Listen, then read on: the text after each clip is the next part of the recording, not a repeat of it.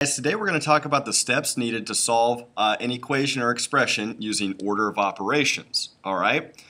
This saying is going to help you remember the steps when solving an equation or expression if there's a long problem that you need to do. Okay? And the saying is going to be, please excuse my dear Aunt Sally. And each of the letters, the P, the E, the M, the D, the A, the S, is going to stand for something. In other words, we're not just going to solve an equation in just any order that we want to solve it in. There has to be a specific order, okay? And if you notice right down here, there are 4 steps, and we're going to go over these steps. Pay no attention to the example because we know that's kind of hard to see right now, all right? We just like you to jot down the steps that you're going to need to take. First step being this, parentheses. That's what the P stands for in please.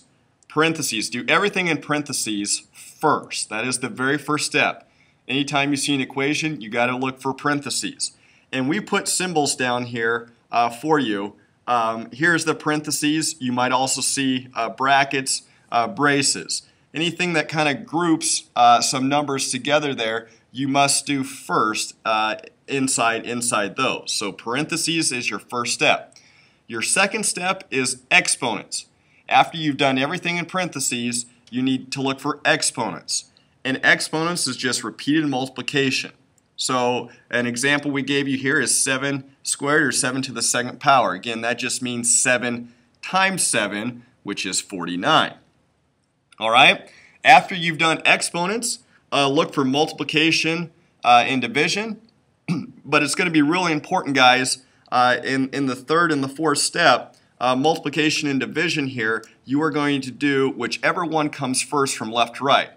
Doesn't matter if it's multiplication or division, you've just got to find the one that comes first from left to right. All right? And here are some of the multiplication symbols that you might see, some of the division symbols that you might see. The fourth step then, after you've done all the multiplication and division from left to right, you now need to do addition and subtraction. And again, like multiplication and division, you need to do addition and subtraction from left to right, but whichever one comes first. It could be addition, it could be subtraction. Just whichever one of those comes first from left to right. That's going to be really, really important to remember, okay? So again, just to kind of summarize, please, the P stands for parentheses. Excuse, the E stands for exponents, which again is repeated multiplication. My, M stands for the multiplication. D, dear, the D stands for division. And remember, you're doing multiplication and division, whichever one comes first from left to right. A, for Aunt there, stands for addition. S, for Sally, stands for subtraction. Again, the addition and subtraction, like the multiplication and division, whichever one comes first from left to right. Copy this down, and in the following videos you'll have many more examples to practice using order of operations. Thanks, guys.